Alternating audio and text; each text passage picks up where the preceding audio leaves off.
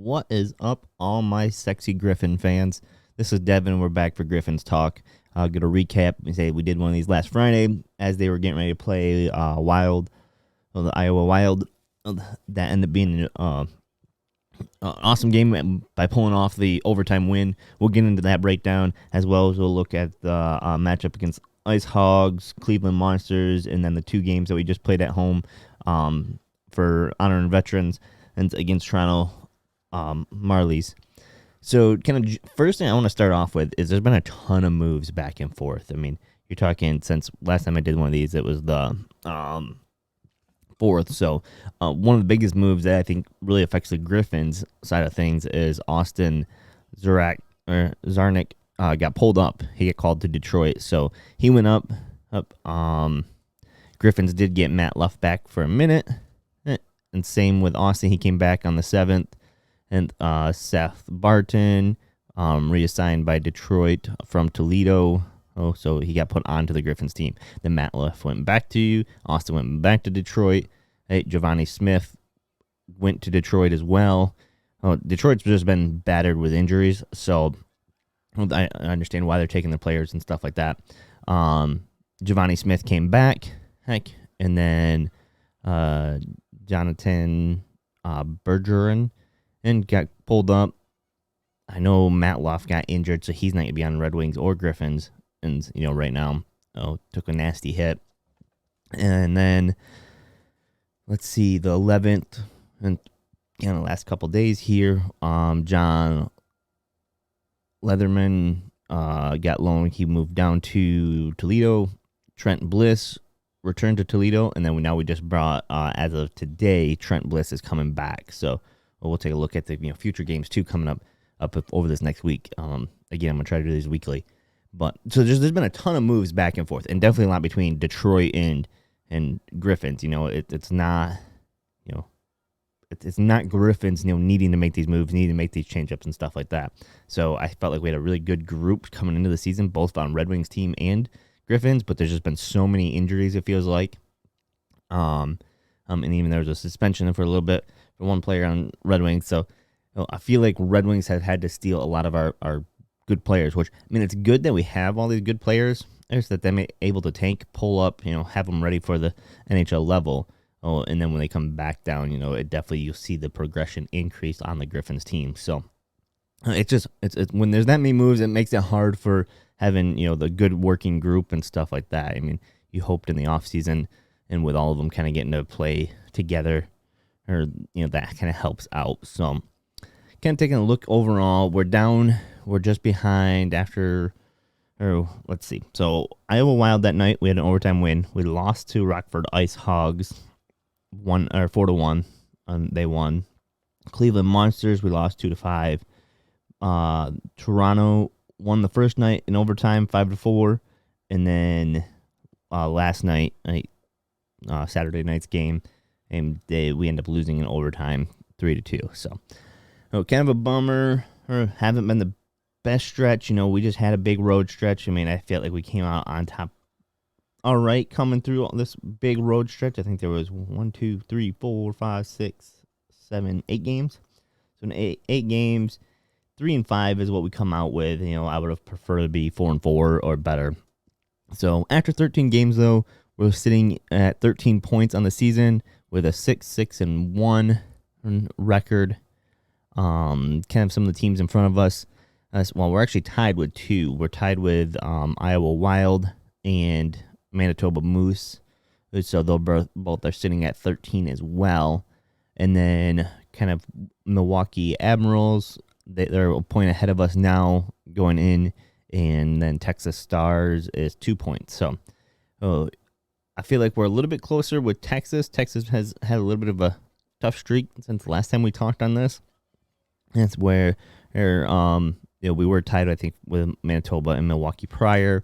Iowa kind of jumps in there after we split with them. We went and lost the first night and then won the next night. So, but we did still give them 1 point out of that with going into overtime. Yeah, we got 2, but we got 1 or they got 1, and then they had 2 the night before. So they walked away with 3 points, where we had a straight up loss and then we won, so we only walked away with 2. So that's what allowed them to come tie back up.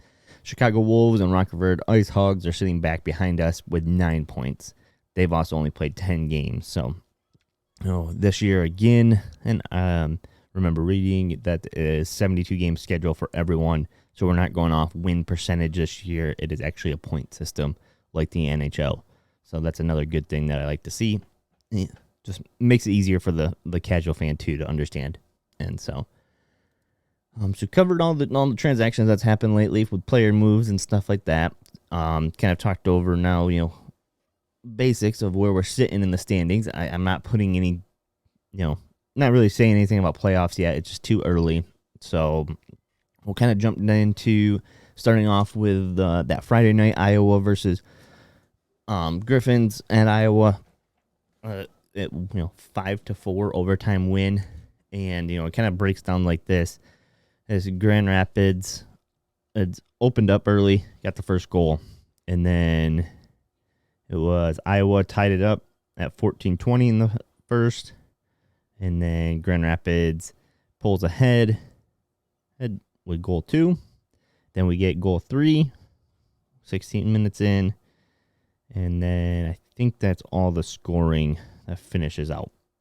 And then period 2, Iowa comes out and gets their goal, and then at 1:15 into the period, the second goal from Iowa comes at 10:28 in period 2. Goal 7 on the night, making their what's that? That'd be their 4th goal. Iowa running with their 4th goal. And then just some penalties that happened throughout the period. Going into period 3, Grand Rapids, we were at this point, we were down by 1. So we get a goal at 15-13. So, just under 5 minutes left in the period. We finally get that goal to tie it. And then, kind of runs out the period going into overtime. And we got in overtime, we got the game-winning goal within a minute 16. So we kind of, if I remember right, we won that opening face-off, and from there, we're able to kind of work it a little bit and then get a goal, or shot on goal, and get it in. So total shots for the night was 40 on goal for Grand Rapids. Iowa only had 26. That makes it a huge difference. And power play opportunities, we went 2 for 5. Iowa went 1 for 7. We're still giving up a lot of penalties. That's one thing that I like the aggressiveness, but we just need to clean it up. And, Giovanni Smith caused us, I feel, whatever he said or come over and did, they kind of didn't show it in the game. And at the end of the game, he come over and said something, and already we had 1 penalty for cross-checking coming in, and then he got another one for unsportsmanlike or something like that, they said. And so it was like, now we're going in overtime situation, 5-on-3. And so it just did not help us in that situation. And I'll get into that when we get into that game. But so the aggressiveness, like to see, but we need to be smart-headed, level-headed when we're out there on the ice. So that was our overtime win. Then we go into Rockford. This was the next night, and this game, kind of got out of hand. Well, after period 1, we weren't bad. We actually got the first goal 3 minutes into the first period. Rockford finally got one to tie it up at 18:39. So that pretty much finished out the first period. And then going into period 2, Rockford comes out. Well, I think it doesn't come out. It's not until late in the period. We're halfway through. At 13:02, Rockford gets a goal. But then it was like a minute 15 later, Rockford, another goal. Oh, and then I thought there was one more. Yeah, one more goal at 17:13. So another 2 minutes later. So it's like bam, bam, bam. We just fell apart after the halfway part of the second period. Now, we did have some penalties. Where was it at? Andreasen from Grand Rapids got a tripping at 12:34. So we would have been under a penalty. That would have been a power play goal there.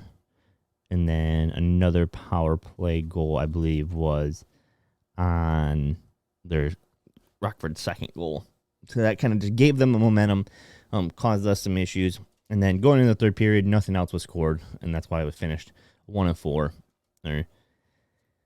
the thing is our special teams and Red Wings struggle with this as well, in my opinion. And we went 0 for 6. We just can't do that. We got to be at least getting 1 or 2 out of that, plus normal goal. So we only had 26 shots on goal that night. Rockford had 37. Rockford went 2 for 7 in their power plays.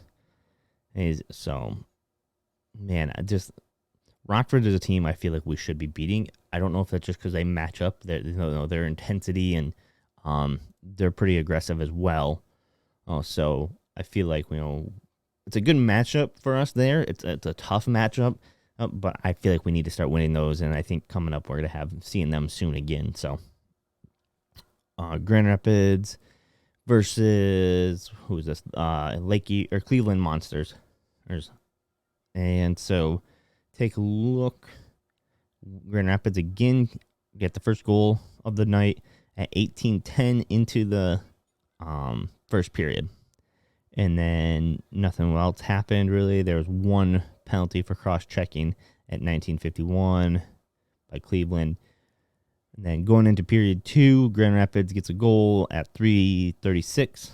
Then Cleveland gets a goal at 8:07. Cleveland gets another goal at 12:46. Cleveland another goal at 12:57. So, only penalties were one on Cleveland at 17:20, and then Barrington from Grand Rapids got a 17:49 for interference. But so at this point, we got an early goal, so that put us up by 2, but then they come back with 3 unanswered goals to end out the period, so putting us down by 1 going into period 3. And coming on in period 3, Cleveland, and took them about halfway through the period to get a goal at 10:25. Cleveland, another goal at 19:28. If I can remember right, that was an empty netter. So ended up losing the game 5-2. Who on the night had 32 shots on goals compared to Cleveland only had 22. So that was an improvement there. But again, our power play opportunities, they gave us 5 and we 0. So we just can't get that special team, that power play group together and start scoring a little bit. That's definitely where we need to improve on. We got to be like one of the worst teams. I guess I haven't looked at the actual stat breakdown to see, but we got to be one of the worst teams in power plays in the AHL right now. So Cleveland was 0-2. We only gave them 2 penalties, so I'd like to see that.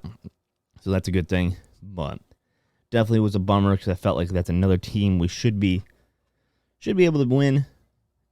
But I don't know if it was just because that was the end of our home or away stretch of those 8 games there.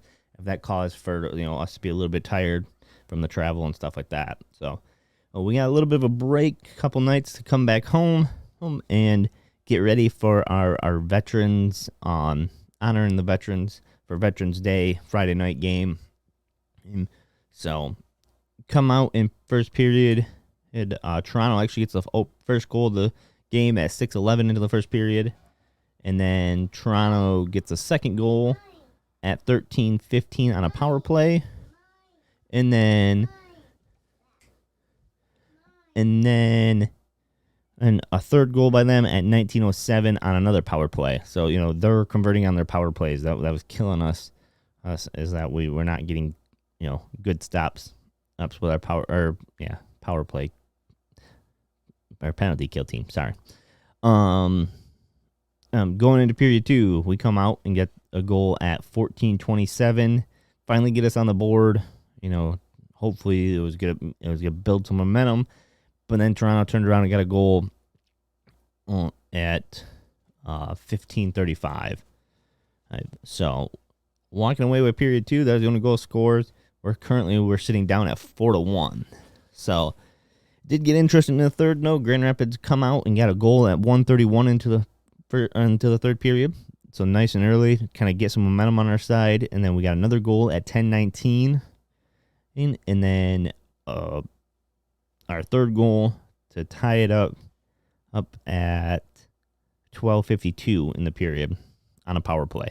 So it was good to see that we finally converted a power play. And that helped us out. And that takes us into overtime. And we get, again, an early face-off win.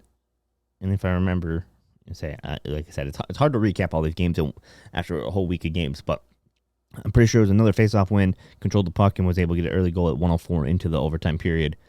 So shots on goal, Toronto had 24, Grand Rapids had 33. Again, I like to see over 30. And then Toronto was 2 for 5 on their power plays. I can't speak to 5 power plays opportunities. I would like to see that smaller, but that's not terrible. Oh, and then Grand Rapids was 1 for 4, so we finally were able to convert one, and so that made me feel a little bit better on maybe we're making improvements. And like I said, it is hard with all the movement that's happened on teams to keep a cohesive group, because we're probably been changing up a lot of our players on those power plays, since some of our better players that would be in on a power play opportunity are probably getting pulled to Detroit. So now we'll go into Saturday night game. And again, we were still honoring veterans. They had some awesome red, white, and blue Griffins jerseys. I'm actually trying to bid on one and to try to get for the podcast room here. But going into that night, Grand Rapids actually got the early goal in period 1 at 1:14 in. Toronto turned around and answered back at 3:19. We had penalties from Toronto at 2:03 point, and then Smith, that's from Grand Rapids, 2:03. He got one as well, both unsportsmanlike conduct. Period 2, there was actually no scoring. Couple penalties on Toronto's, and then one on Griffins. And so, again, in the period, I feel like two opportunities we should have converted something there, and they were fairly close back to back. So it was like they have to be getting tired with us trying to kill our penalty team. So I feel like we need to convert better on that. Still, I'm probably gonna be harping on that most of the season. In period 3, Toronto comes out at 4:21 and gets a goal. Grand Rapids, Hanas scores a goal at 19:50, and that is actually the end. So we end up losing. We go into overtime. It was 2-2. Sorry. So 2-2. Few penalties here. Smith again for roughing at 5:13, and then Douglas, Toronto's big guy there. He's super tall. He got roughing. And so those two spent. So this was a chippy game for the most part, I would say. And then, going into overtime, I'm at about 2:13. Lee Esperance for Grand Rapids. I'm probably mispronouncing his name, but so he got a penalty for boarding, and then Giovanni, I don't know if the guy as he was laying was running his mouth, but they spun over with the camera and at the tail end of it, and I do see Giovanni, punched him in the head, as he was down. So I mean, that's just kind of unnecessary in my opinion. I don't know what he was saying, but it was at that point. It's like you just gotta be smart. They already called one penalty on us, and then you turn around and get another one. So like I said, it's a 5-on-3 opportunity. It's gonna be hard to stop in overtime. And, you don't ever hardly see that in overtime. So that was actually the only power play opportunity that night that Toronto converted on, out of the 6 that we gave them. That was the only one, and it was a big one. So, and then Grand Rapids, again, we had 4 different opportunities, and we need to convert those, because turning those into goals will prevent us from going into these overtime games. And, in the last week, we've had 3 overtime games, 2 wins and 1 loss. So, I mean, I would say our fitness is there, or being that we can win in overtime.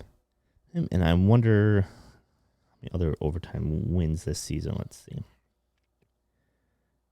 That's all I see so far. So, I was thinking we had another one in there. So, definitely something to kind of, I guess, where I see improvement that needs to be happening is our power play. We just need to find a team that, even though we have some players missing that's been pulled up, we need to find those. With Austin being pulled up, he hasn't been able to score any more goals. So Hannes has actually taken over. He's at 7 goals on the season. Hyros is still 10 assists. He's still leading that. Edvidson is 7. And then Andreasen is 6. So, I mean, we definitely got some And then goalies, we've Kosa that he's been put back down. We've been really sticking with Brat Storm and Oklanora, probably Hosi, I think is how you say his name, and his first name. So sorry if I'm pronouncing names wrong. I'm not good with names. So going over this next week. Before I'll probably do another one of these. We'll probably have 3 games. It looks like I might try to make it to the home game, which is Rockford Ice Hogs is coming back into Grand Rapids Griffins, and so we know we just faced them on their home ice. I didn't realize it was an 11 a.m. game. So that's an early game. So I don't know if I'll be able to make that one or not then. And then going into the weekend, we have the Gulls again, San Diego Gulls. We're going away over to play them. They came and seen us early, so those will be a couple late games to watch. Let's see if I can figure out where the Gulls are. Gulls are currently sitting in their standings, and see. So, Rockford, like I said, they're technically sitting in last place, but they're tied with Chicago Wolves. So I feel like we can get a win over them. And then Gulls are actually sitting in last place in the Pacific Division. And so, I think we split earlier this year when we faced them, but it was our opening games kind of against them. I think the first night we lost, and then the second night we won. So split with them. I would really love for us to go and come away with at least 2, well, I'd say 3 points at minimum. 3 points at minimum or 4 when we go there. I'd like to see us get a win against Rockford or at our home ice. It's an earlier game. I kind of don't know why they do those Wednesday games early. To me, I don't know. I know this is more of a focus to build and players for the next level in the NHL, and so they're not, I guess, not trying to make it super profitable. But I just feel like they don't.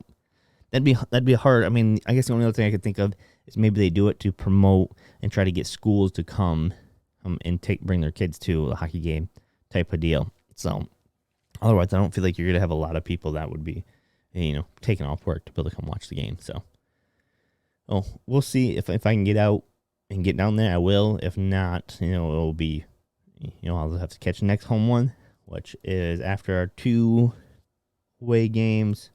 I believe we get a pretty big stint. Yeah, 5 games. Looks like home. We're going to have a Friday night game against Manitoba on the 25th. The 26th is Manitoba Moose as well. So a Friday, Saturday games, and then another Friday, Saturday home, and then a Wednesday night against the Wild home. So have some big opportunities coming up for Griffins, and hopefully we can turn it around and do some things, and we can definitely get this improved. So thanks for watching, and we'll keep up with Grand Rapids Griffins throughout the rest of the season. Thanks.